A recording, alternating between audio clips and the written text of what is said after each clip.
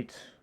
Welcome to today's stream. Today's stream is going to be just talking about some of the new Capenna cards that are coming out in the newest set. Specifically, we're going to be going over the Obscura faction. I'm actually not sure if it's called faction. It's more like a gang. The way that these are designed, which is actually super cool. Again, this set is based in the 1920s, or well, it's very much depicted of like that of the 1920s, where it's like the Roaring Twenties era. They have the shiny cars, that sleek style. They have the artwork, especially the special cards that are made that way. The art is fantastic for those cards.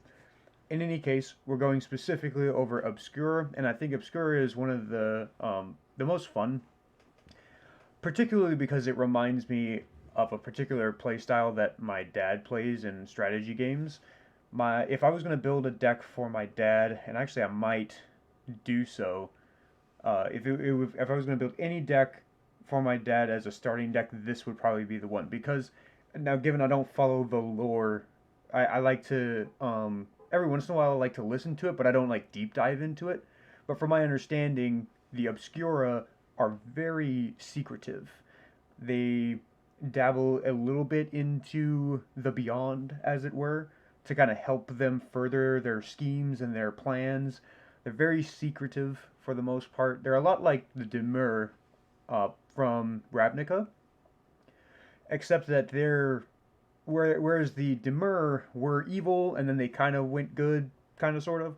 The Obscura are actively like trying to overturn. It's kind of like the territories. I don't know if you guys are big fans of Star Trek, but it's like that one episode of Star Trek, the original series, where Captain Kirk and Spock like take over the planet and they end up being like the big boss, and they sell the Federation as like being the big boss. That's kind of like what this is, except that they're the inner gangs that are kind of squabbling with each other. Supposedly in the lore, like, the angels used to be on the plane of New Capenna, but then the angels left and the demons kind of just took over and started ransacking the place. So, and from that, five factions came about, and Obscura is one of them. Going back to why I think my dad would be uh, a big fan of this particular faction is, like I said, they're super sneaky, and my dad, we would play old game called Master of Orion, particularly Master of Orion 2, Battle of Antares, and the new Master of Orion that came out recently. Well, I say recently, but this was back in like 2016, 2015-ish. They there's a particular race that's in there called the Darlock, and they're like specifically they're called the Darlock Cabal as a race option, and they're a lot like this. They're like a super spy race, and they don't really like to talk to other races. If they do, they're making a deal for technology, one that they're probably already actively trying to steal from you. In any case, we're going to go over those cards, and we're going to go over some cards from the main set, and we're going to go over most of the newer cards that are going to be in the actual commander deck that's coming out. The reprints I'm not going to really bother with. We can do that in a different video. Maybe if I do decide to build that deck for my dad, then I will just do an upgraded version of the commander deck. We'll see. So switching over to our display here. By the way, too, I also have a new Discord channel. I guess not channel. It's a Discord server that I've put up, and I've also put up the chat the link. I'll actually put it up again just so that way y'all can see it, because I had it there before, but it looks like the chat has updated since then. So I'll put it in there again. Now y'all can see it. So if you guys want to join the Discord channel, and I'm going to be posting my schedule in there, since I'm going to be doing this a little bit more consistently here pretty soon. So first card, as you can see on the screen here, we got Rafine, Scheming Seer. It's a white, blue, black for a 1/4 legendary Sphinx Demon, which I just think is fantastic, by the way, a Sphinx Demon. I love it when they do new combinations of creatures. I find it to be one is super fun, and then two, like, if you can just make anything Simic, like, that's just ridiculous. Let's just throw Ooze on top of that too and just see what happens. Neither here nor there, but anyways, we got a flying ward one. So we've seen that ward before, and ward just means that if it would be targeted, then you have to pay whatever extra cost is associated. So in this particular case, you have to pay an additional generic mana. So if I were to try to Path to Exile it, in addition to paying the one white, attempting to exile it, I have to also fork up another mana, otherwise it's countered. Whenever you attack, target attacking creature connives X, where X is the number of attacking creatures, and then it goes into the reminder text of what connive means. So draw X cards, then discard X cards, put a +1/+1 counter on that creature for each non-land card discarded this way. I find it interesting that it says on that creature. I guess it's because it's the number of attacking creatures, so that's why they had to word it like that. But that's still super cool. I think that this is I think connive is a fun mechanic that I could actually, if they have some rogues that do that in the set, that I could actually use that for Sephiroth. Just because of the fact that I'll be able to discard and put +1/+1 counters on things. Yes, please. I will take that. So, this one is like this one is obviously like the main big boss, right, of the Obscura. So, this guy is he's kind of menacing looking too, and then we might go over and look at the other artworks that are there as well. But because they did a really good job with this set, I'm gonna tell you, like they did a really good job with this set. Next one we got here is Toulouse. I'm pretty sure. Oh yeah, so there you go. You can kind of see one of the alternate artworks right here of that. I do like that style, and they've got the border that's very showy border there. I think again, I just think that's so cool. In any case, we'll read over. So what we've got is a hybrid white-blue, blue, and hybrid blue-black. Which that just means that if you can pay one or the other when you have the hybrid mana cost, it just means it can be either a white or a blue in order to satisfy that particular mana cost. So the only hard thing is that we have blue, but we can pay 3 blue, or we can pay black, blue, blue, or white, blue, blue, or all three of the colors, white, blue, black. So we got a legendary creature, human rogue. Hey, there we go. For a 3/1, that's an interesting thing there. So when Toulouse Clever Conductor enters the battlefield, it connives. Cool. So it just does it one time as opposed to X times. Whenever you discard one or more cards, exile them from your graveyard. When Toulouse dies, put the cards exiled into their owner's hand. This is actually kind of cool. As a commander, there, especially in black, there are a lot of ways to sacrifice. So what you can do is, and the sacrifice part will make sure that die trigger happens. Because specifically when it comes to things dying in Magic, it means that it has to be put to the graveyard from the battlefield. That means that it was destroyed. That means that it got, debuffed with a -X card. It was sacrificed for some reason. In any way of it moving from the battlefield to the graveyard counts as it dying. So in black you'll have access to a lot of stuff that that allows you to sacrifice. The only thing is that if the Toulouse ends up being your commander, you'll have to somehow supplement for the commander tax that's going to come from it. I still think that it's not a bad thing. I think that what you do is you don't necessarily build around the last part where he dies, then you put all the exiled cards. You put some things in there so that way you can just reuse those cards at some point during the game. But what you really do is you maximize the discard trigger. Whenever you discard one or more cards, you exile them. So you try to get as many, maybe cycling. Maybe cycling is something that you could do with this guy, where you still get the you still get to draw a card by using the cycling, but then you can exile it, and then when Toulouse dies, you get all those cycling cards back. That's a possibility. There are other cards that do some stuff that's similar to that, but I think that's really the direction maybe you want to go, is doing some cycling shenanigans. And they even have the Thesaurus right there. They got Bag of Holding as one of them, which is you have an ability that draws a card and discards a card. So that might be the direction that you want to go. All right. Ooh, it took us all the way to the bottom of the page for some reason. All right. Okay, Obscura Ascendancy. Here we go. So Obscura Ascendancy is an enchantment, white, blue, black. Whenever you cast a spell, so that's cool, any spell. Whenever you cast a spell, if its mana value is equal to 1 plus the number of soul counters on Obscura Ascendancy, put a soul counter on Obscura Ascendancy, then create a 2/2 white spirit creature token with flying. As long as there are 5 or more soul counters on Obscura Ascendancy, spirits you control get +3/+3. That's actually kind of cool. There's a lot of spirit tribal out there, especially in blue-white, so this would not be a difficult card. Black is not necessarily known for spirits that I'm aware of, but there are definitely black cards out there that would help out a spirit deck.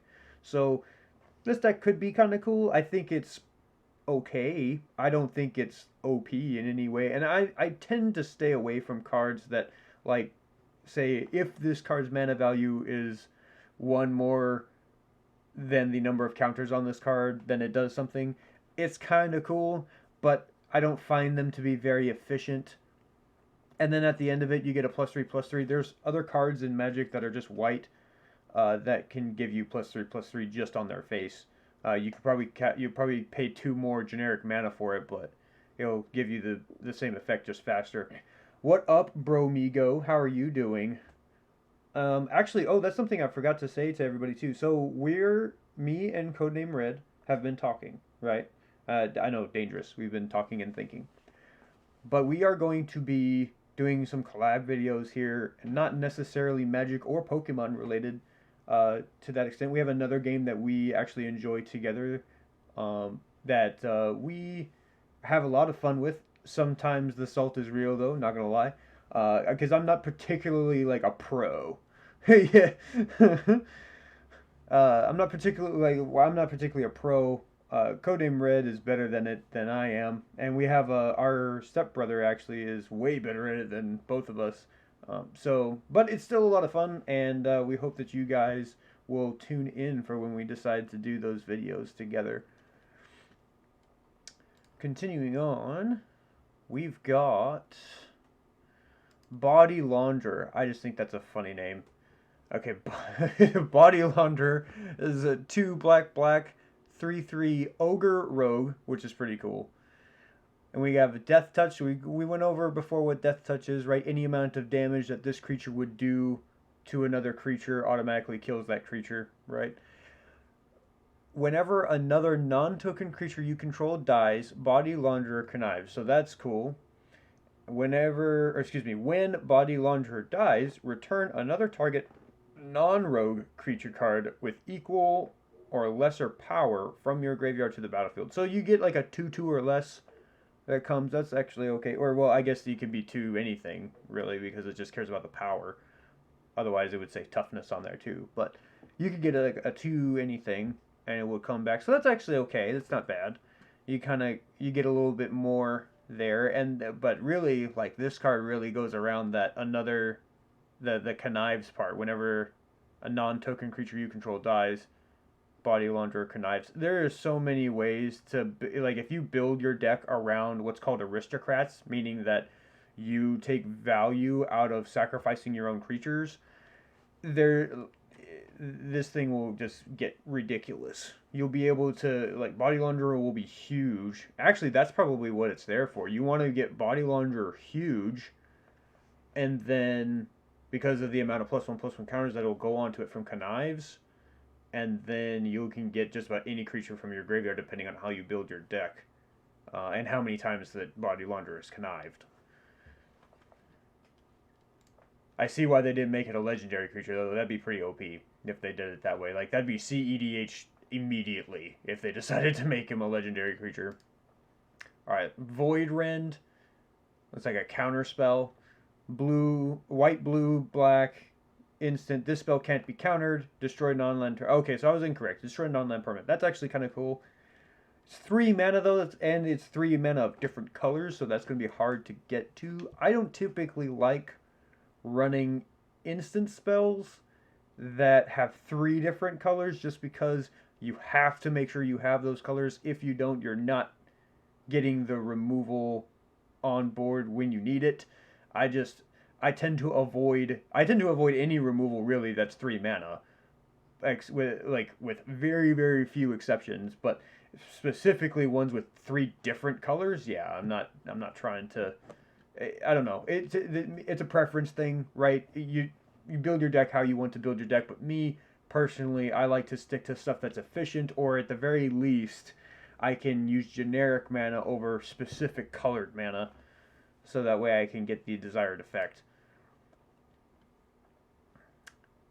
Rafine's Tower, we've talked about this before. I'm going to get a Rafine's Tower for Sephras for sure. It's awesome. It's able to be tutored because it's a plains island swamp. So as long as I have another fetch land out there that has one of those card types on it that I can get Rafine's Tower. And then it has cycling. I'm rarely ever going to use it for the cycling. And yes, we've talked about that before too. It enters tapped, but honestly, the fact that I can tutor for it, even though it enters tapped, I still think that it outweighs that downside an then, at the very least, I have it on the battlefield now, and next turn I have access to all of my colors if I'm playing an Obscura deck or an Esper deck is the old term for it. But yeah. And they have one of the alternate versions for that too. I love the artwork that they do for this. It looks so like Batman the Animated Series when you look at it. And I mean, partially because that's actually about the time period that Batman was being made. I mean, Batman and I think this first comic was actually in the 1930s, not the 1920s, but still, it's still very, very close to that era.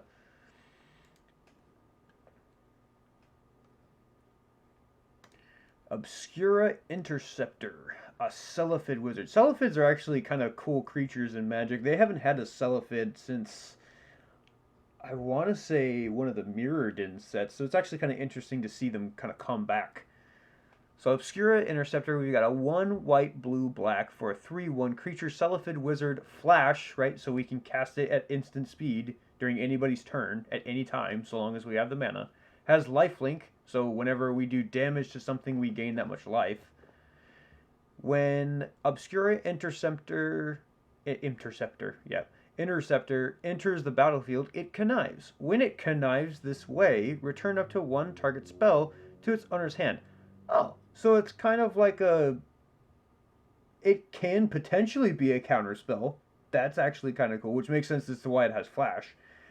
If you're able to put a spell back into somebody's hand and they can't pay the mana to cast it again, that's effectively a counter spell for a turn. That's not bad. I mean, I still don't know if I would run it just because 4 for half of a counter spell is kind of bad, in my opinion.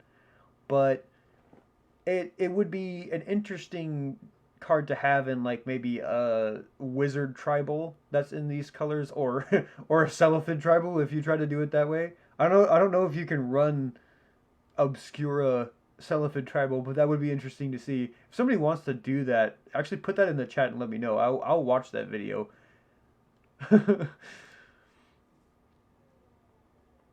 All right, next one we got Ledger Shredder. So Ledger Shredder is a 1 and a blue bird advisor, 1/3, flying. Whenever a creature casts their second spell each turn, Ledger Shredder connives. So that's kind of cool. You want to put this in a deck that's Spellslinger, or at the very least it's very low to the ground, meaning that the mana cost is very low, so you're purposefully paying for more, or casting more spells a turn is what I'm trying to say. You're purposely casting more spells a turn, and then in addition to that, you're taking advantage of when your opponents start doing that. So it's okay. It's kind of cool. I think I would put it in the deck as an additional connives trigger, and possibly as just a flying blocker more so than anything else. Because especially in the beginning of the game, you're casting one spell a turn. You're casting one spell to ramp, and you're playing a land, and that's effectively all you're doing at the beginning of the game. Except if you're like the turn one Soul Ring player, which that happens. You'll pay, you'll get the turn one Soul Ring and then into Arcane Signet or whatever. But again, by that time, Ledger Shredder may or may not it's the likelihood of Ledger Shredder being on the field is going to be very small at the beginning of the game. You can, and even if he is down towards, like, maybe say if you do cast him at turn 2 or even turn 1, your opponents are probably not casting 2 spells a turn up until maybe turn 4, turn 5 in a more casual game. That way, because they're casting multiple spells to further their board state, right? They're either trying to draw more cards or they're trying to ramp more in a more casual game. By turn 4, turn 5 in a highly competitive game, Ledger Shredder is not going to be the card that you're going to rely on. I mean, unless you just really need the flying blocker. All right, Rafine Silencer. 2 and a black for a 1/1 human assassin. I hate it when it does that. I really like this site because I like the stuff, but I will say I'm not a fan of this just resetting every time. And I think it's just because of the amount of ads they have to run on this page. I mean, it's a free page. I get it. You have to make your revenue somehow, but you guys don't see most of the ads. I try to keep you guys out of seeing most of the ads on here. But in any case, so Rafine Silencer, 2 and a black, 1/1 human assassin. When Rafine Silencer enters the battlefield, it connives. When Rafine Silencer dies, target creature an opponent controls gets -X until end of turn, where X is Rafine Silencer's power.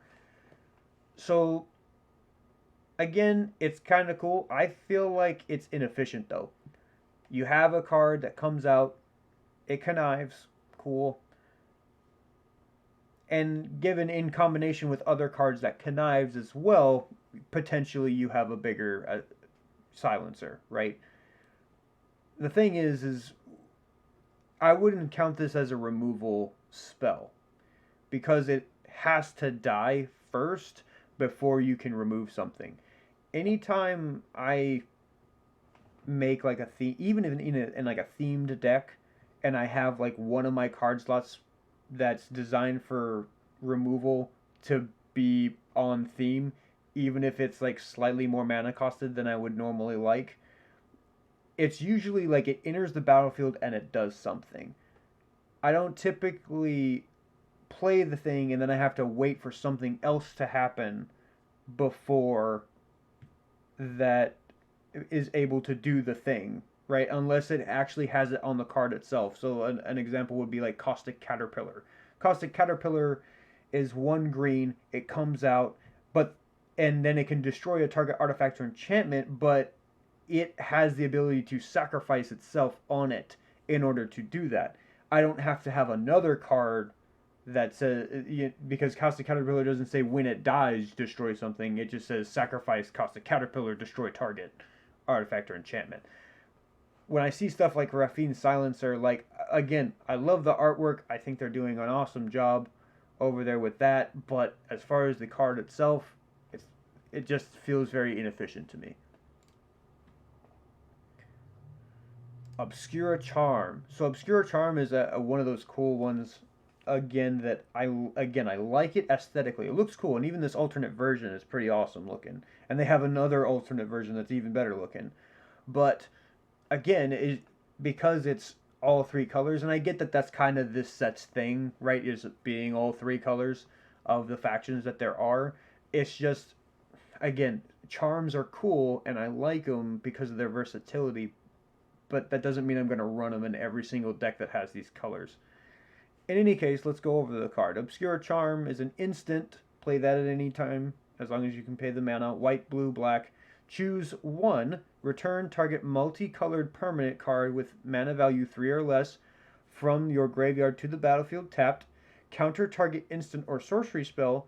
Destroy target creature or planeswalker with mana value 3 or less. Not bad as far as the charms go. I honestly think that these charms are actually a little bit more pushed than the ones that they've done in the past. I do like that the Obscura has the ability to counter a target instant or sorcery spell, so you can counter a counter spell potentially. That's a counter wars are always fun. And the ability to destroy a creature as long as it's like 3 or less, you'll find that there's some pretty decent utility creatures that are usually like 2/2s, and having something that can get rid of those is key. And sometimes, especially if you're a Johnny combo player like me, it's annoying to see your one of your combo pieces get blown up, and you, and somebody on the other side of the table knows what your combo pieces are. You got to watch out for these. So, next card.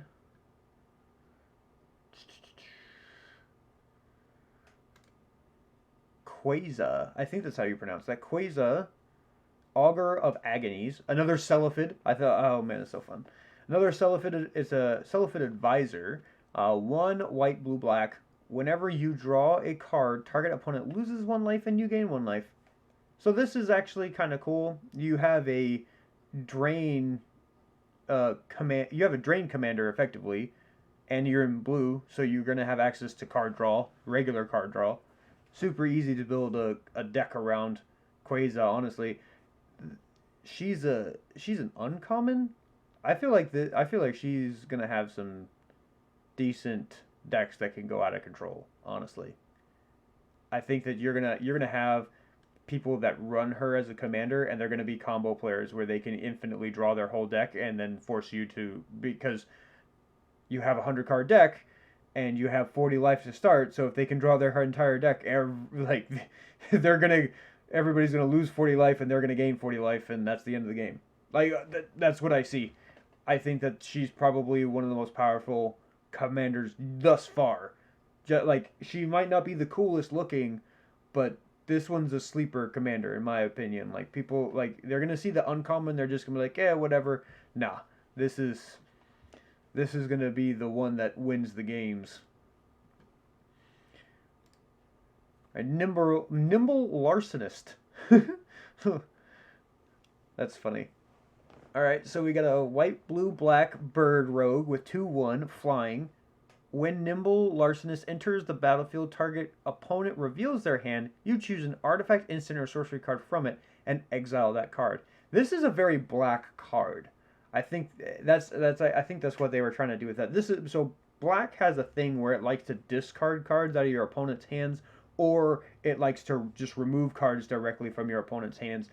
This card feels very much that way to me. It's like kind of like the digging into the black part of the Obscura, even though the Obscura seems to be more blue heavy as far as the factions are concerned. This one is the most blue heavy, but they decided to kind of put this kind of more black card in there, which I mean, I feel like in draft, I think it'll be fun to use.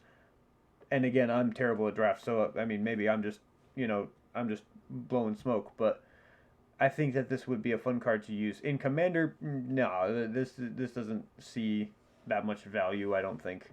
Unless you're building a deck that is focused around taking cards out of players' hands, I suppose you could put that in there, but I just feel like there may even be better options for even going that route. I feel like there are more efficient cards, or at the very least more versatile cards as far as their mana cost is concerned, that can do the same thing or better.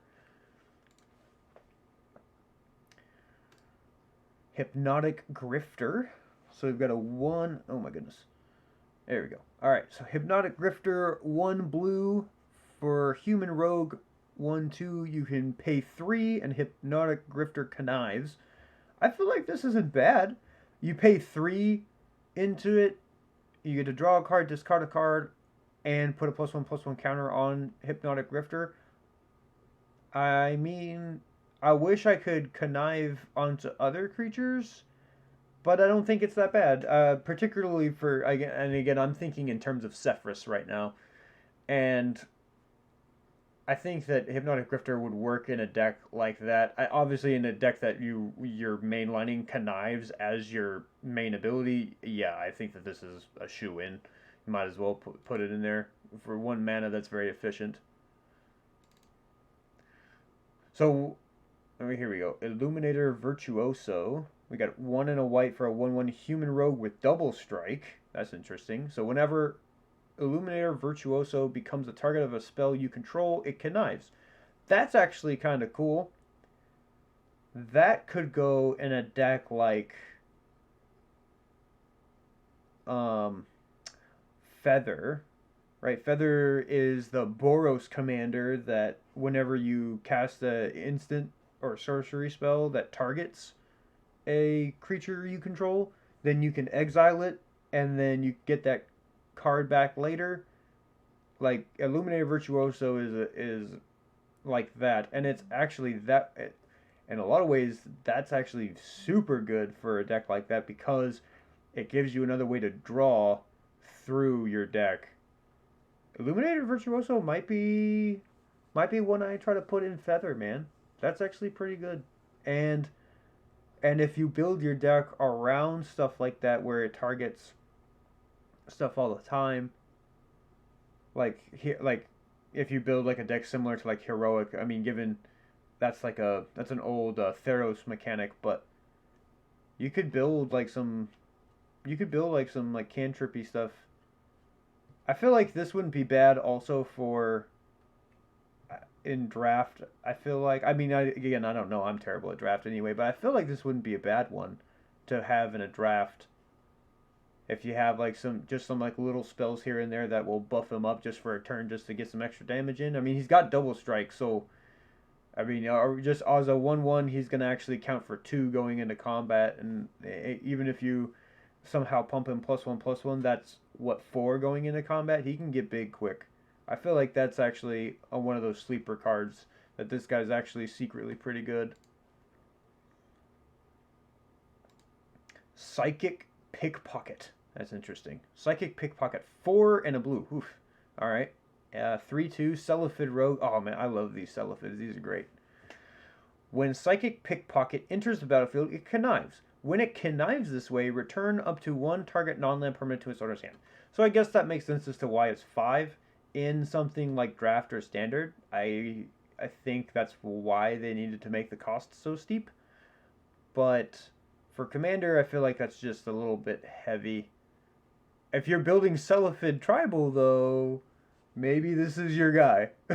But I just don't think that he's another one of those that I think he's cool. I like the artwork. I just don't think he's a very efficient card. Psionic Snoop. So you got 2 and a blue for a 0/3 human rogue with flash. When Psionic Snoop enters the battlefield, it connives. Okay. I mean, I feel like this is a card I feel like you want to bounce a lot. And when I say bounce, I mean like you want to constantly return it to your hand somehow. And there's bouncy decks out there that's actually what they do. They create value by bouncing cards back to your hand and then you can recast them. This one wouldn't be bad for that, especially if you're trying to do like a connives theme, or even just on its own, because you can put a +1/+1 counter on Psionic Snoop. I mean, it doesn't really go on anything else. I mean, I guess that would be the thing, is that it, like, again, connives specifically counts for that creature. It doesn't really count for anybody else. So, I mean, I still don't think it's a bad thing, though. I mean, you're paying 3 effectively to cycle, and then you get a slightly bigger creature than you had. So, it's not bad. It's not bad. Shattered Seraph. So we've got 4 black, blue, or excuse me, white, black, blue, oh my goodness. White, blue, black. I don't know why that was so hard to say. That's a lot of mana. 7. That's a lot of mana. For 4/4, okay. So Angel Rogue, okay. Flying, when Shattered Seraph enters the battlefield, you gain 3 life. 2 generic, exile Shattered Seraph from your hand. Target land gains add white, blue, or black until Shattered Seraph is cast from exile. You may cast Shattered Seraph for as long as it remains exiled. So that's actually kind of cool. I don't know if it's worth 7 mana for it to just enter and you get 3 life for a flying 4/4, but I do think it's kind of cool that you can temporarily mana fix.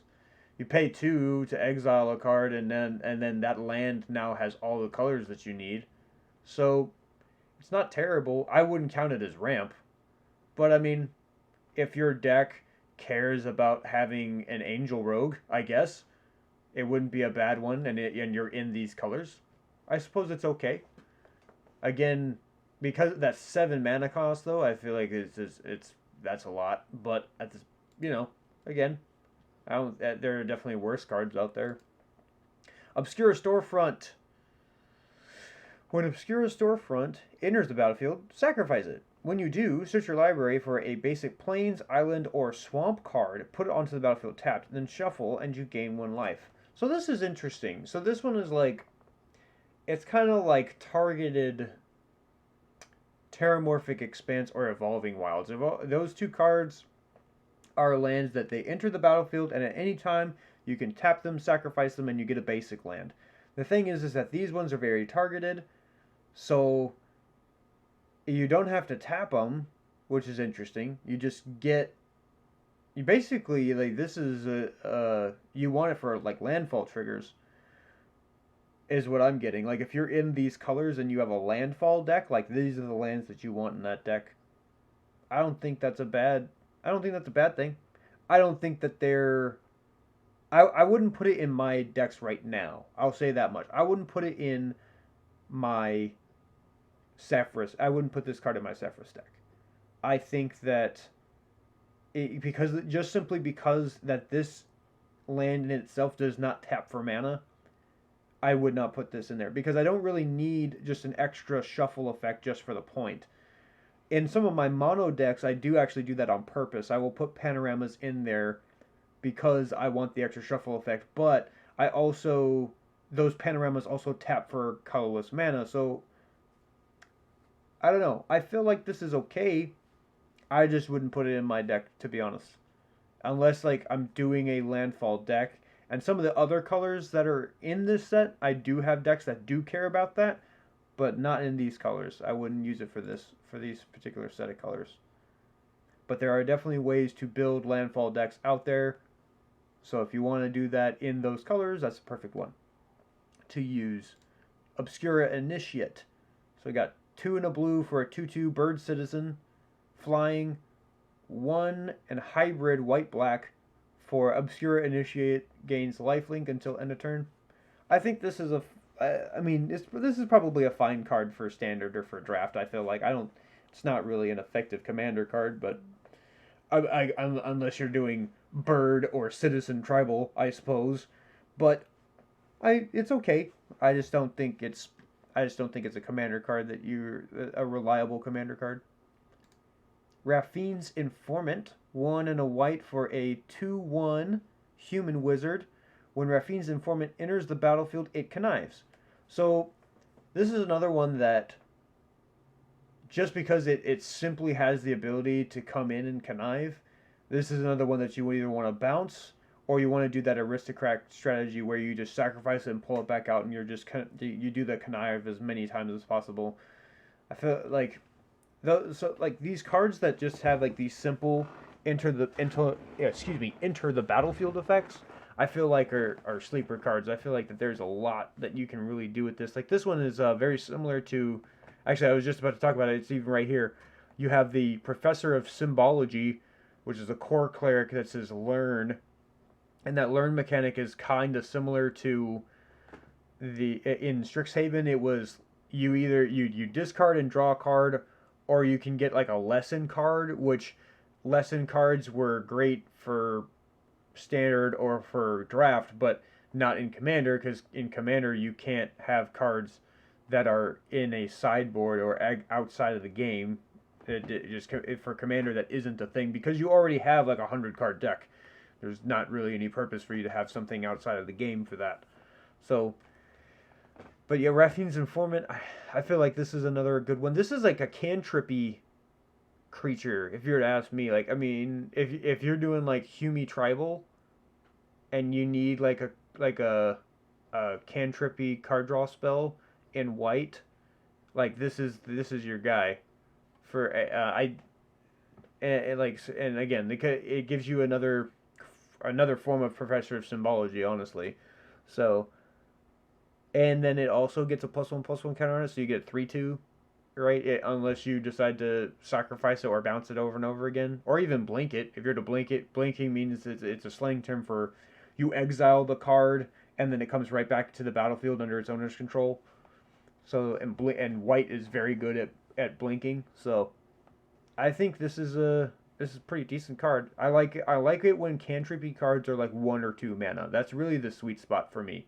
Is cantrippy cards need to be 1 or 2 mana. If you have a cantrip that's 3 mana, like it better have a way to reduce itself, or it better be worth the 3 mana. Like it draws you 2 cards maybe instead of just one, or it has you like surveil 2 and then draw 2 or something like that. Revel Ruiner. We got 3 and a black for a 3/1 Cellophane Rogue. Menace, so it can't be blocked except by 2 or more creatures. And then when it enters the battlefield, it connives. So this one is, again, this is a fine one, I think, for standard or for draft, but as far as a commander, I don't think, as far as like in commander, this is another one of those that, like, unless you're playing Cellophane Tribal, like, I don't think this is a card that you use.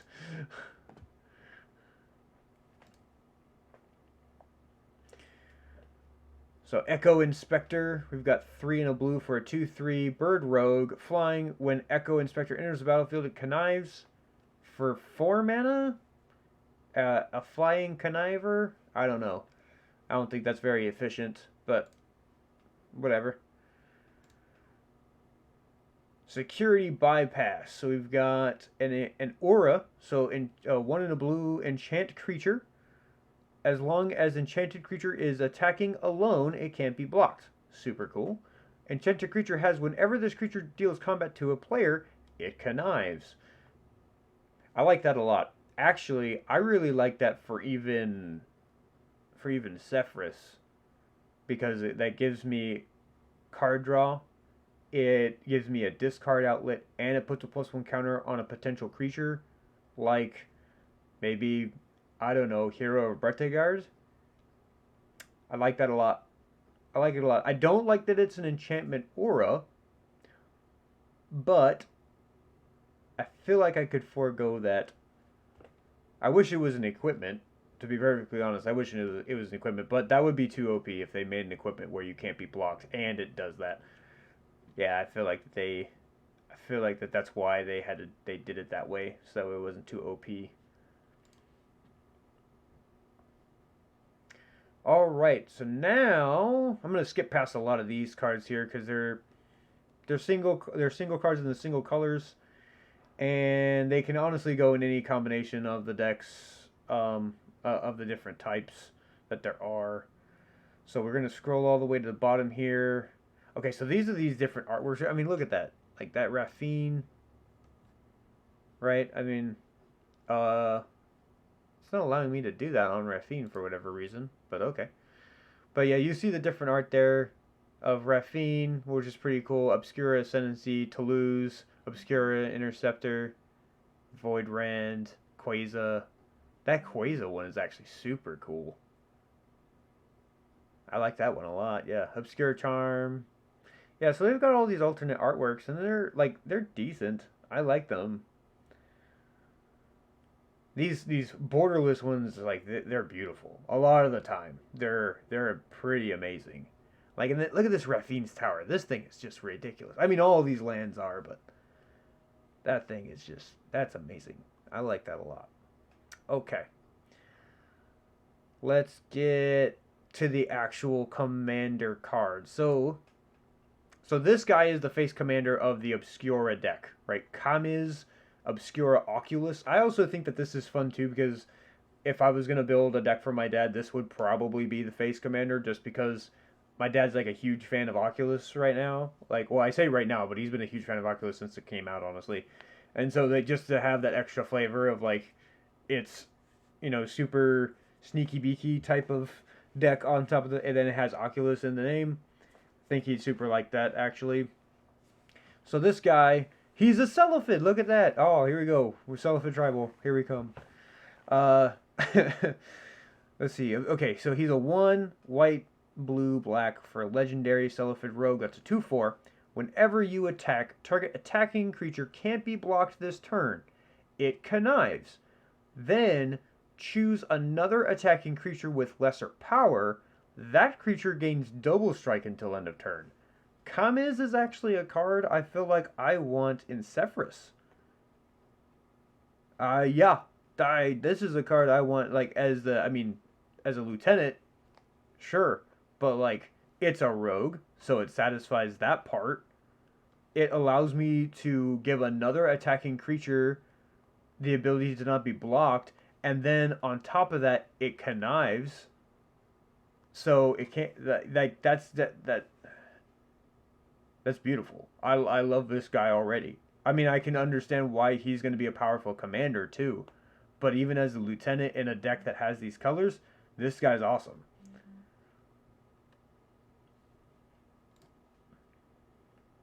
Oh my goodness, it's going to make me scroll all the way down to the bottom every single time. Slightly annoying, I'm not going to lie.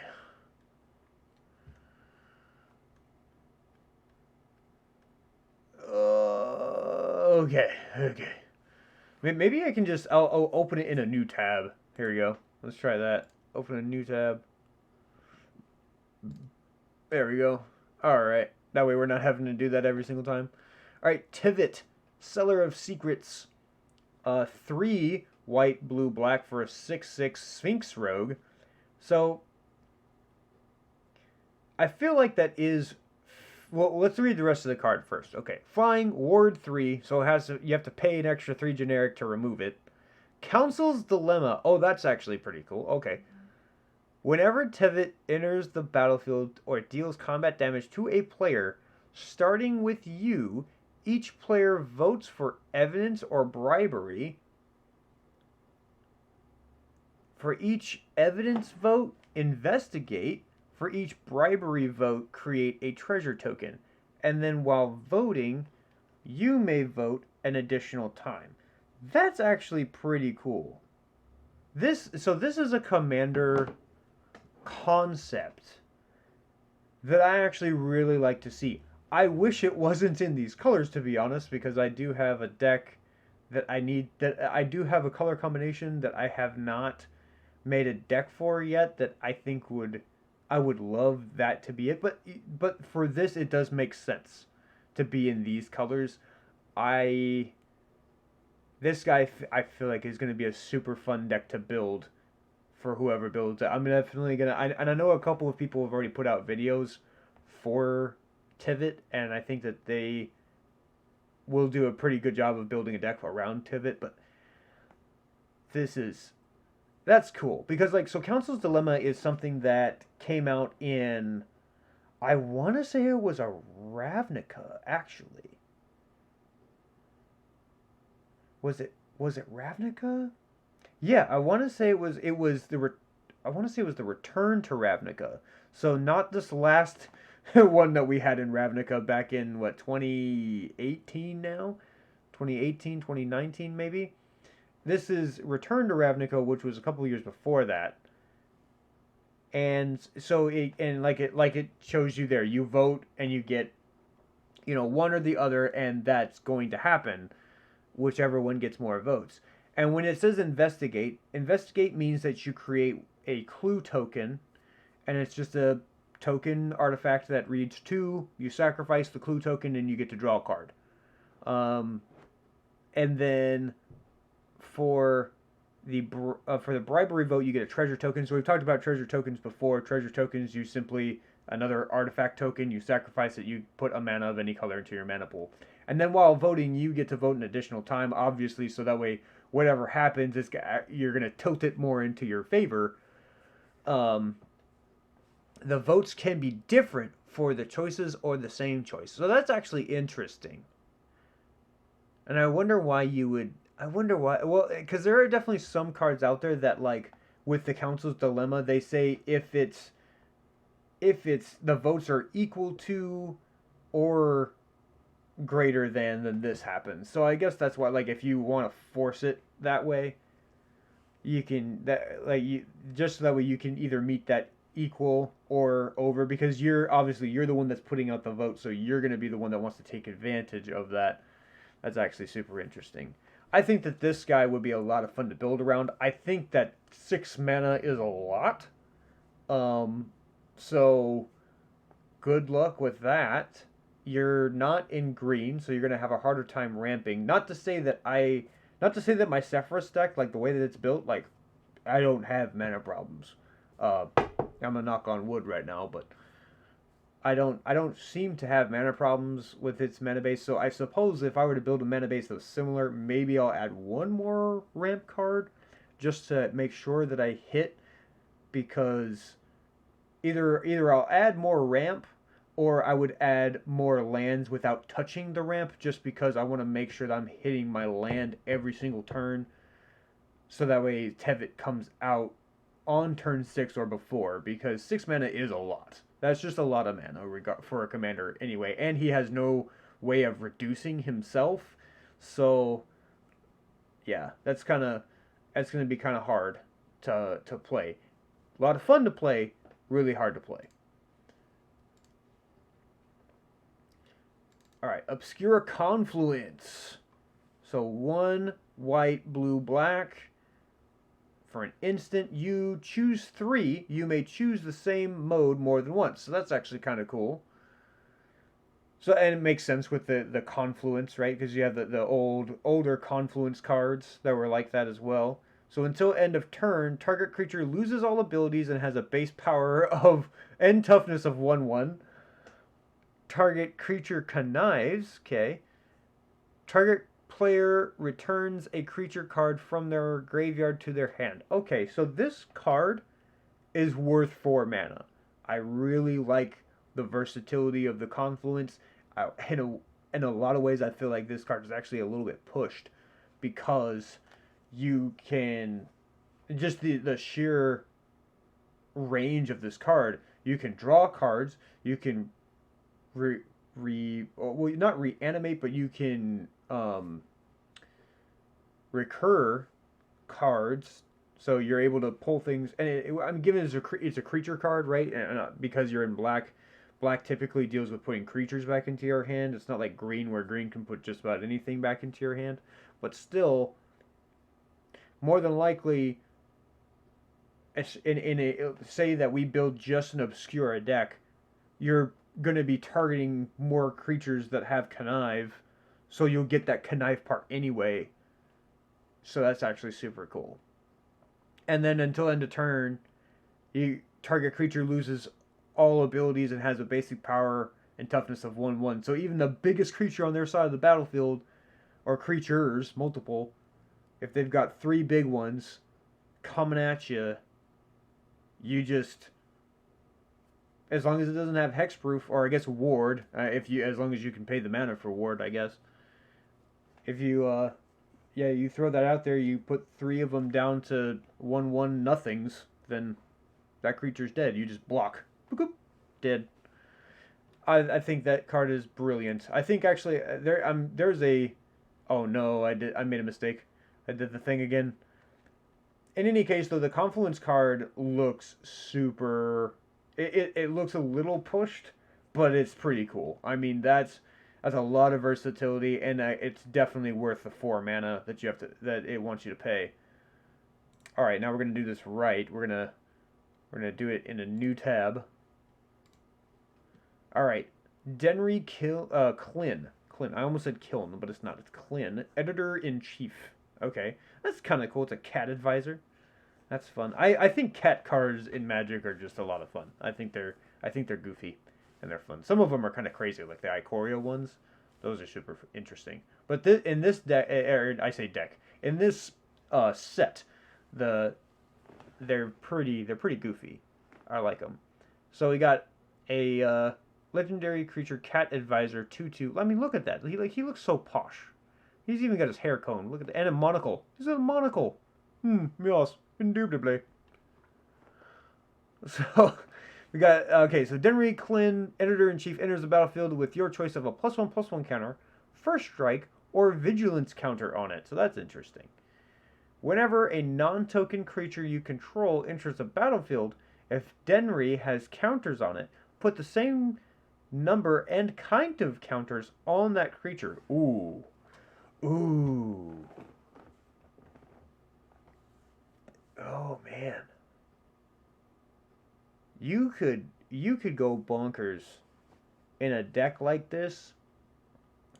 And it's funny that we were just talking about Ikoria, because Ikoria has a lot of these cards where you put a counter of like a keyword on it, like say Vigilance or First Strike.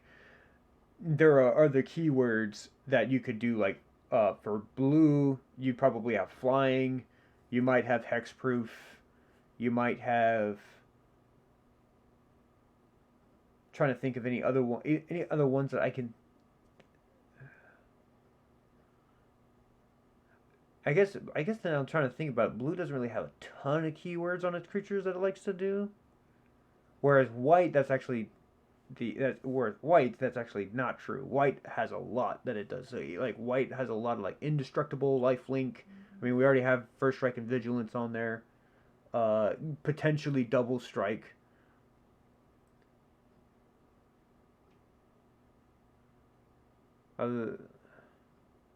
Menace is more of a black. Death Touch, same thing. Death Touch is either black or green. I'm trying to think of anything else. I mean, white could do Flying as well, honestly, because you have like angels and stuff like that. So yeah, like this, you could do like a counters theme in this with like some older Ikoria cards, and this deck would actually be pretty viable. I think that would actually be a lot of fun to build a deck and to go against a deck like this. That's white blue, like counter tribal stuffs. It'd be interesting. I'd like to see that. Okay, next one we've got Benny Brax, Zoologist. 3/2 legendary creature elf druid Convoke. Your creatures can help cast the spell. Each creature you tap while casting the spell pays for 1 generic or 1 mana of the creature's color. And then at the beginning of each end step, if you created a token this turn, draw a card. This card goes in my Amara deck. One, it's an elf, because my Amara deck is like a quasi-elf tribal. So the two, it has Convoke, which Convoke is literally a Selesnya keyword. It came out of that of green-white Ravnica cards. And then when you create a token this turn, you draw a card. I mean, like this is a Selesnya card. I don't know why it's in this deck or in this set. But it is a Ravnica card. And actually, I'm trying to look at it right now. I think I just started going down on a line, and I think Benny Brax actually doesn't go in this deck. I'm actually going to look right now, because we've got, let's see, I've got the list over here. And like, yeah, new commander cards that are in this deck. Yeah, this guy is actually not in it. But there you go. You got a free card to look at from another one. I'm actually, when I'm thinking, this Benny Brax actually probably doesn't. He probably goes in the actual like cat deck, like the Cabaretti. He probably actually goes in that, because Cabaretti, I think, likes to do like tokens and then makes your tokens big. So I wouldn't be surprised if that's actually what goes in there. But yeah. And now that I'm thinking about it, Denry might not go in here, even though we just went over it. Denry actually might go with the blue-white green deck, the Brokers. It actually might go with that one, because okay, so let's see what I got here. So Tevitt, right? Seller of Secrets. Okay, that one, that's pretty obvious, right? We got Obscura Confluence, right? That one's pretty obvious. Aerial Extortionist. So we're gonna go back up here and see what we've got.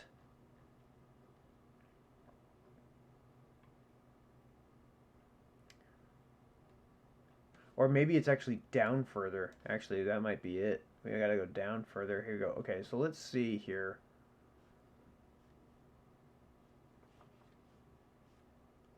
Got...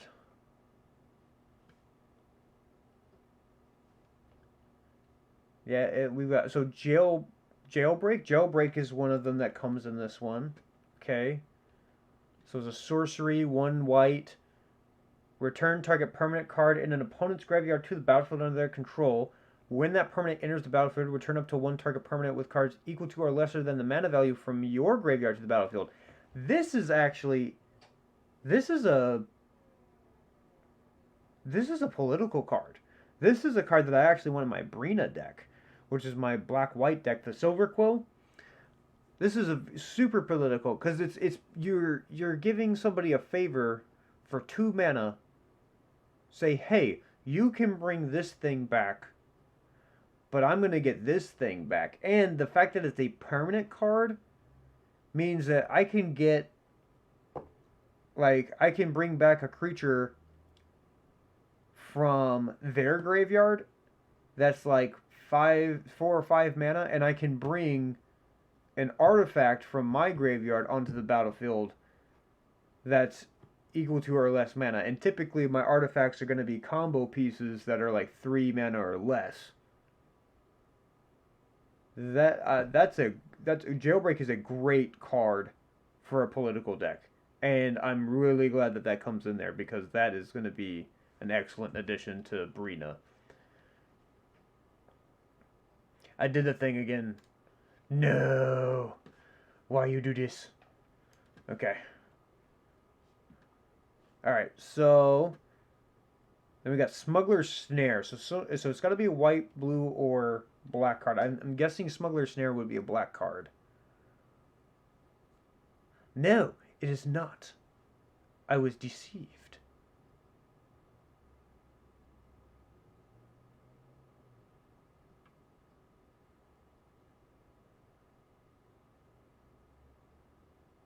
Huh. It's a white card. Okay. Alright, let's take a look at you. So, 2 and a white, an enchantment for at the beginning of each end step, draw a card for each opponent who drew 2 or more cards this turn. Then create a treasure token for each opponent who had 2 or more lands enter the battlefield this turn. Okay, so that's interesting. This is like this is another one of those white wants to play the catch-up game, right? It's like I'm more than likely playing fair magic as mono white or a white in combination with something, and I want to catch up to the other players who more than likely are in blue or green, and they have way more advantages than I do. So it's interesting. I think I'm not sure if this is a card I'm going to add to my deck just yet, only because again, we're dealing with something when the second time it happens. So like for the treasure tokens, right? Smuggler Share. I almost said Snare. It's actually Share. So it's great if you're playing against a landfall deck, but if you're not, then it's really a do nothing enchantment. If you're playing against a blue deck that draws a bajillion million cards, which given that is more likely a scenario than the landfall deck, then cool, you're going to be drawing cards, but again, that is more so going to be something that happens later in the game rather than earlier. I guess you just you got to pick your poison, I guess, for that one for white. I mean, and that's kind of one of those things too. It's kind of like, well, I mean, it's better than nothing, right? Because white definitely does need help for card draw. It's not, it's something that white does actually do well when it comes to the catch-up game, because I'll tell you what, Knight of the White Orchid has saved me on more than one occasion. But it like whenever you have cards that say something needs to happen twice in order for it to do something, it just doesn't feel like it does enough. Oh, dang it. I did it again. I really should put like a thing on there. like a little alert thing for you guys to be like, he did the thing again. Okay, so next one we got, let's see. I'm still trying to find that aerial extortionist. I'm wondering.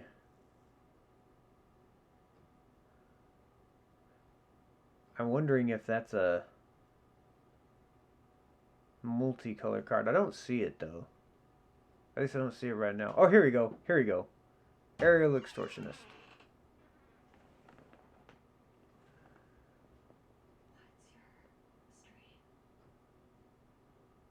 What? Yeah, you're not. You're so. I'm in the middle of streaming. You might as well just come in now. I can't find you. It's the ley line. Ley line. I'm dumb. I even made your logo. Sorry, I'll smack out. Okay. So aerial extortionist is 3 white for a bird soldier 4/3 flying. Whenever aerial extortionist enters the battlefield or deals combat damage to a player, exile up to 1 target non-land permanent.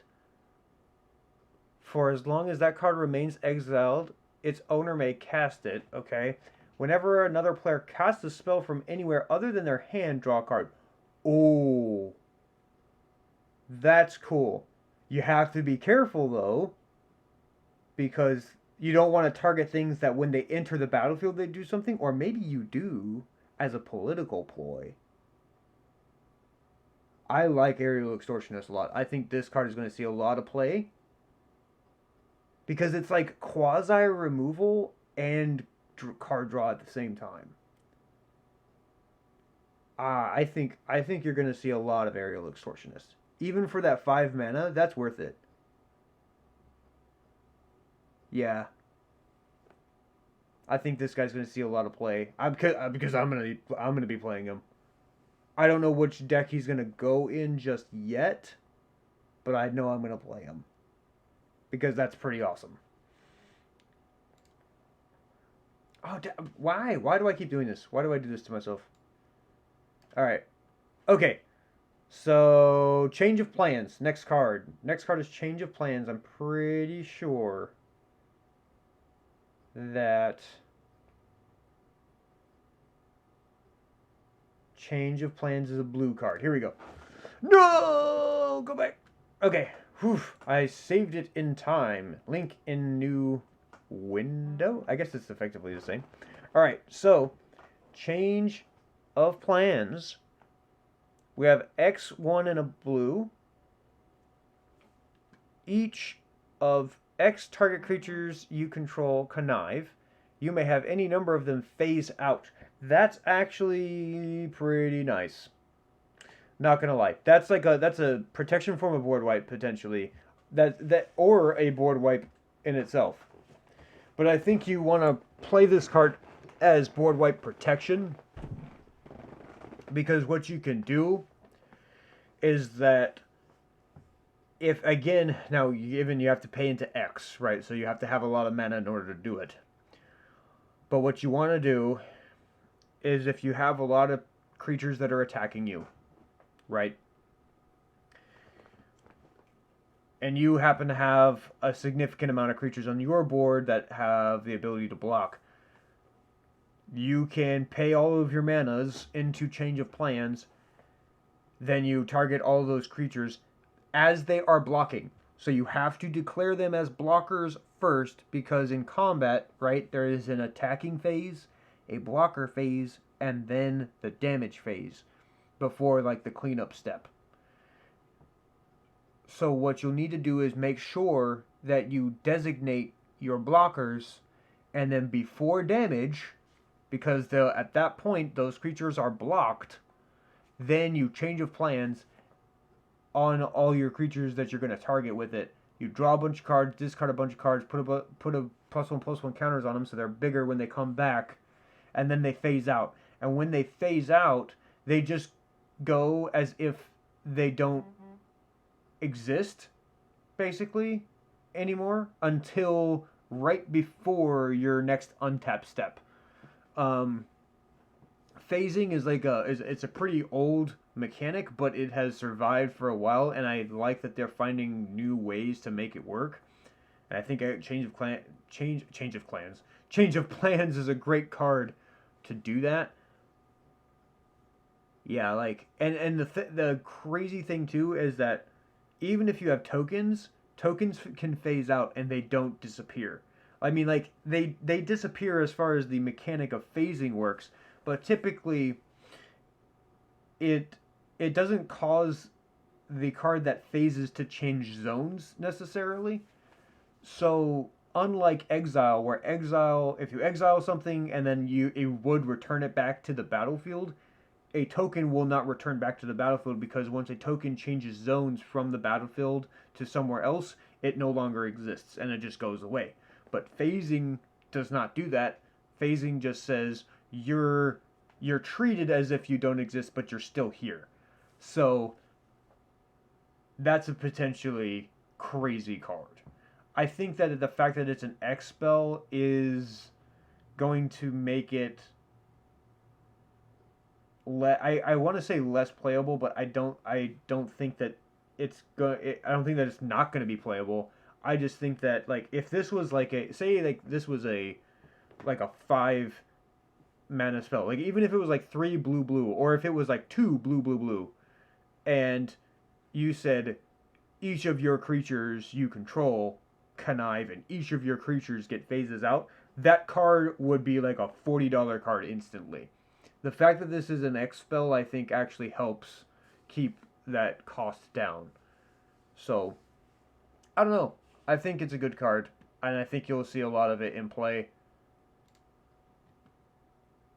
Next one we've got is In Too Deep. That's another blue card. Okay, so In Too Deep is an aura with Split Second. So Split Second is a interesting mechanic. It's not one I've seen in a while.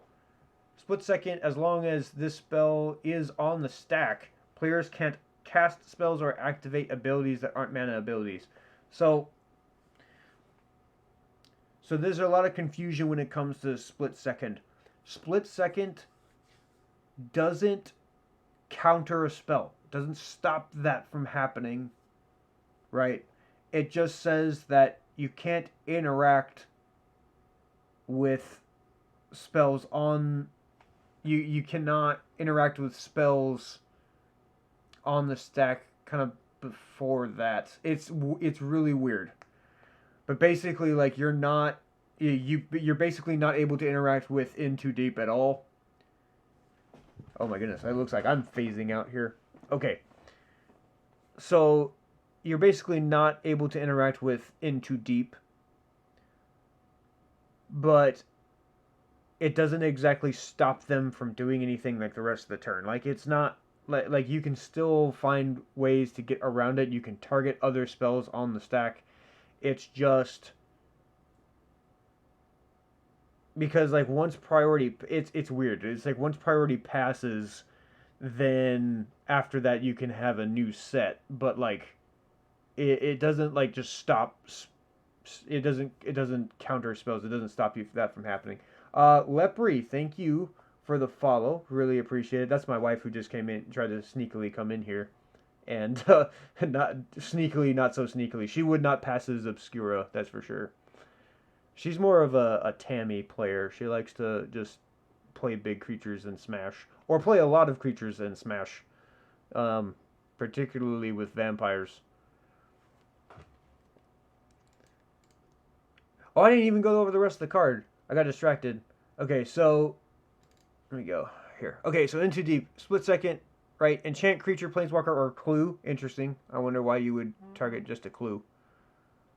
Yeah, I was yeah, you're so sneaky. The sneakiest, the most sneaky. Enchanted Permanent is a colorless clue artifact with 2. Sacrifice this artifact, draw a card, and loses all other abilities. So for enchanting a creature or planeswalker, this is great. Enchanting another clue, I don't know really why you would do that. I know that there are other cards in Magic now that have the clue as a subtype, but I don't really know why you would do that, to be perfectly honest. So Great for creature or planeswalker removal. I don't. It's not. It doesn't have flash though. So I mean, the split second's kind of cool, but like, it doesn't have flash. So it's not like you can do it on another player's turn. I mean, you're in blue, so there's ways to make it to give it flash, but it's not going to be the main thing that you do there. Oh, I did it again. Why do I do this to myself every time? I've done this like 7 times already. I gotta stop. Calm down. All right. Next one, Mask of the Schemer. Mask of the Schemer looks like it's gonna look like it's a cool card. It looks like it actually goes to that Sphinx, the Sphinx demon. So 2 and a blue for an artifact equipment with equip 2. Right? Equip means that you can do it during your turn during a main phase, and it has to be attached to one of your creatures. You can't just put blue. Blue has many flash thingies. No? Yes, it does. Yes, blue has a lot of ways to give cards flash. It has the Leyline of Anticipation that gives things flash. It has... There's actually a couple of lands, too, that you can sacrifice them, and they give spells you control flash until end of turn. There's another card. I think it's specific to the next sorcery that you cast that turn, but there's like a cantrip that the next sorcery you cast that turn has flash. So yeah, blue has a lot of ways to kind of get around that. Also, this is a colorless card, but the Vidalcan Orrery, which I know those, if you follow Command Zone, you've heard them talk about Vidalcan Orrery for years now, and because of that, the creature or the cost of that card has gone through the roof. It used to be, I bought a couple of Vidalcan Orreries at, I want to say it was like $10, and now it's like a $40 card. It's ridiculous. No of the creatures with flash too. Well, yeah, there are a lot of creatures with flash too. But I'm just saying in particular there's ways to give... In blue gives a lot of things flash. Not just creatures with flash on it. Stop yelling at me, by the way. Reduce your all caps there, ma'am.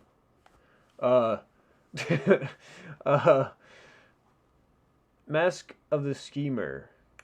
2 and a blue, equip 2. Whenever equipped creature deals combat damage to a player, it connives X, where X is the amount of damage it dealt to that player. This card is awesome already. I love it. I want it in every blue deck that is creature based. Like that's great. That says draw as many cards and discard as many cards as you want, and it gets bigger for the amount of damage that it does. That's excellent. I want that. I think that's another. If I was gonna, I think I want to actually find a way to put this in Sephiroth. Scheming Mike always scheming. I stay scheming. Okay. It's so quiet in the chat. It is quiet in the chat. You're the only one talking right now. I know there's other people in here because it says there's 4 viewers at least. So, and that's okay. If they don't want to talk, they don't want to talk. They're shy. It's all right. It's all right. I'm okay for the viewers. I'm okay with just the viewing or the lurking. I do appreciate my lurkers all the time. Let's see. Next one. Skyway Robber. Feel like that's a blue card too. Yep, it is. It is a bird rogue. Skyway Robber.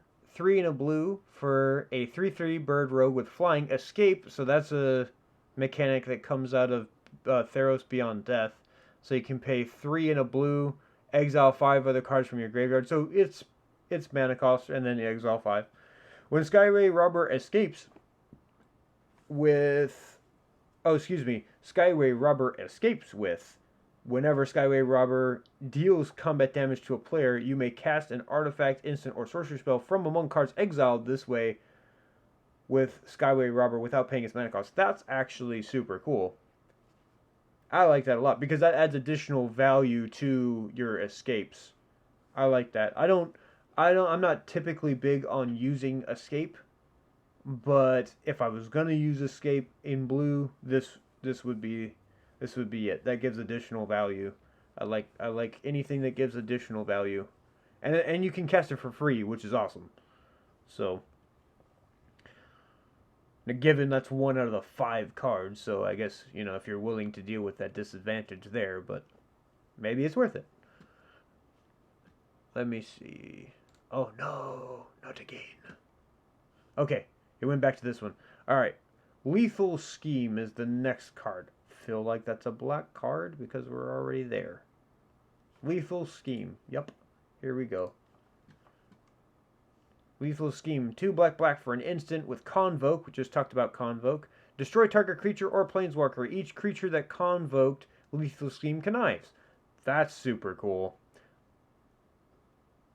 I don't know if it's worth 4 mana, but it does convoke, and it gives you an incentive for convoking with connive. So maybe it is. If I was gonna build an Obscura deck, I feel like this would be my one removal spell that goes with the theme. Because even though it's 4 mana, that is costly, it does give me the extra connive and gets rid of something on the battlefield that I want gone. And then my other 2 cards would be like the exile for 1 white mana. I would do that. I think that's a good one to keep on with the theme.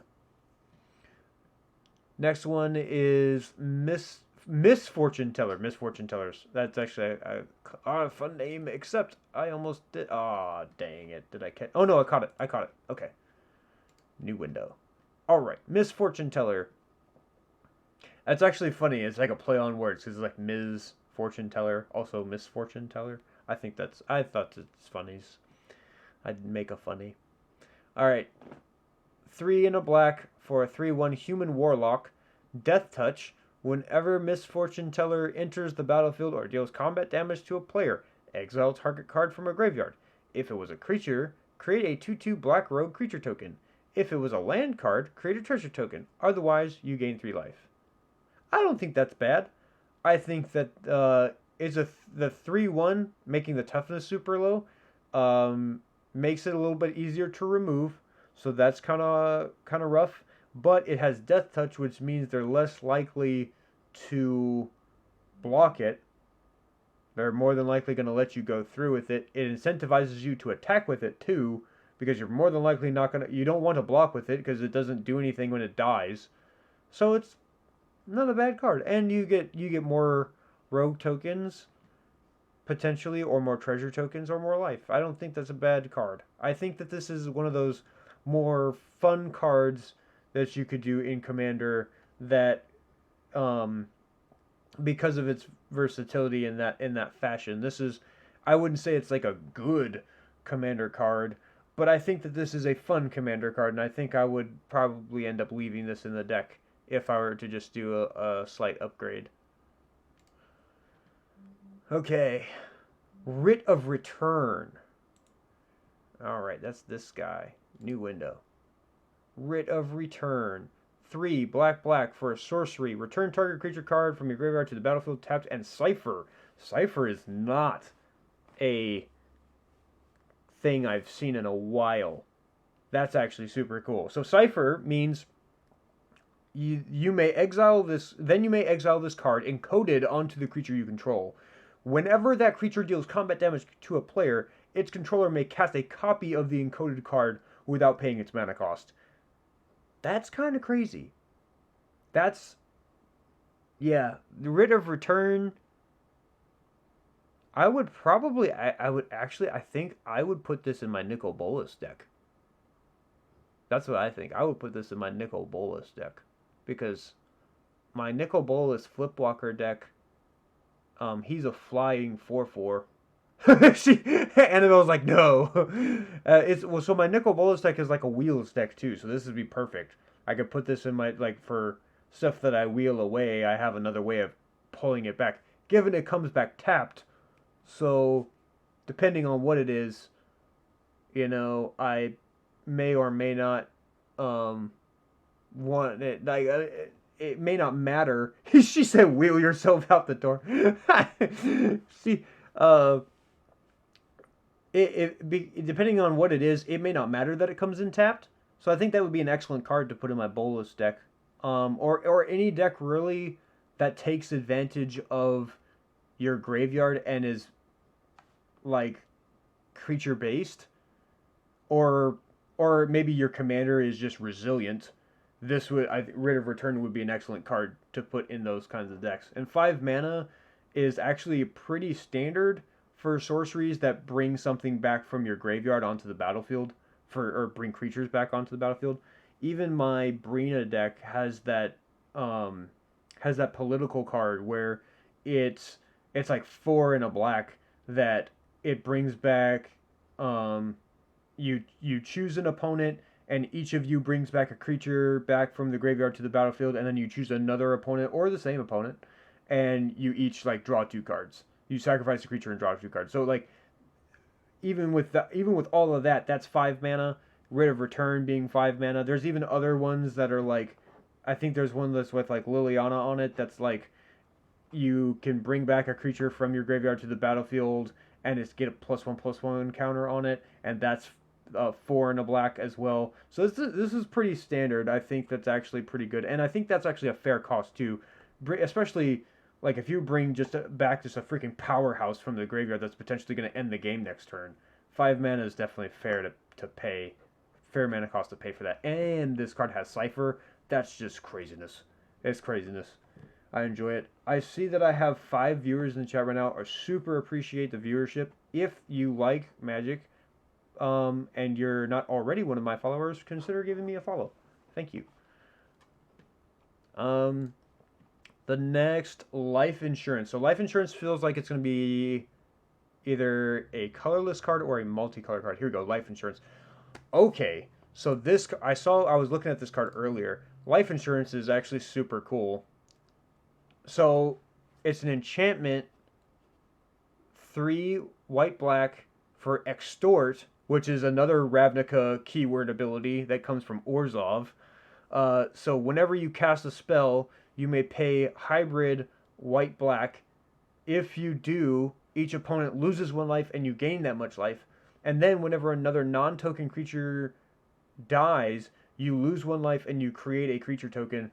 So Life Insurance is a like redundancy of a card called Pitiless Plunderer, except that I don't think you lose 1 life. I think you just, whenever a non-token creature dies, you just create a treasure token. And I think, yeah, it's already in the list here. And it's a creature you control dies. So I guess in this case, the downside is that Life Insurance is 1 more mana to cast. It has to be a white additionally. You can't just have a mono black that does it. And you lose 1 life. But the upside is you get the Extort ability, which potentially negates the losing of 1 life. And then it's any non-token creature that dies. So anytime an opponent dies as well, that's good. I like that a lot. I don't know if I'm gonna use it, to be perfectly honest. I'm not sure if I'm going to use it as like a redundant card in Brina, because I already have Pitiless Plunderer in there, and it's a little bit easier to recur creatures from the graveyard than it is enchantments from the graveyard. Even though it is in white, and white does pull from the graveyard, so I don't know. I think it's an interesting card. I think it's a card that I do want to try out. I don't know if it's going to be a permanent resident in any deck just yet, but it's an interesting card. It's definitely very speculative. So Obscura Confluence, we already talked about that one. Oscar Rubbish Reclaimer. I said Oscar. It's Oscar. I think it's supposed to be pronounced Oscar. Oscar Rubbish Reclaimer is up here. Yeah, here we go. Oscar Rubbish Reclaimer. So 3 blue/black for a 3/3 human wizard, legendary. This spell costs 1 less to cast for each different mana value among cards in your graveyard. Whenever you discard a non-land card, you may cast it from your graveyard. This is interesting. This feels like a commander that wants to wheel in blue/black and potentially mill, because of the fact that it gives you the ability to offset its, 1, the fact that it's 3 and then blue/black, and then 2, depending on how much of different mana value among cards in your graveyard, you have a potential to offset even your commander tax if you have to cast them more than once in a game. So that's an interesting one. It doesn't and it, like it doesn't have too much value other than that. Given whenever you discard a card, casting it from your graveyard is actually kind of cool. So it's actually you kind of have like a you have a madness thing that you could do that. Well, no, because madness you exile it. So I guess it's not quite the same, but it's kind of like you give your spells like half of madness because you're not actually exiling it to then cast it, but it's interesting. I think that's an interesting commander that you could build around. And then currency converter. So I was looking at this card too, and I think that this is going to be a shoe-in for a lot of decks. So currency converter 1, I already like that, super efficient. 1 generic. Whenever you discard a card, you may exile that card from your graveyard. I like that it's a may ability. You don't have to. 2, and tap, draw a card, then discard a card. So that's pretty standard. Tap, put a card exiled with currency converter into your graveyard.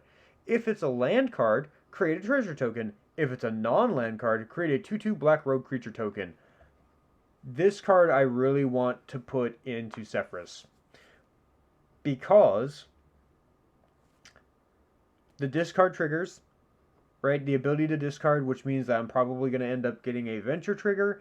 It's a standard draw card, discard a card. I may exile a card instead of forcing it to be exiled, though it definitely incentivizes you to exile it.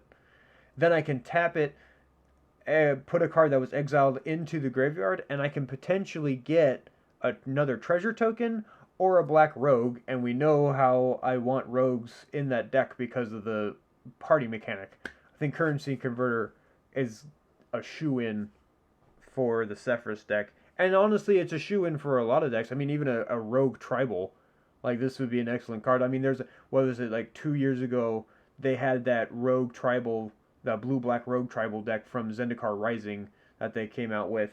Like, this card is a shoe-in for that deck, too. Just to be simply because that deck wants to go wide with rogues. So,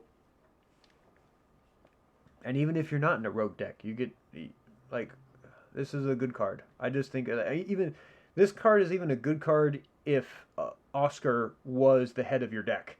This card would be another good card for that too. Like,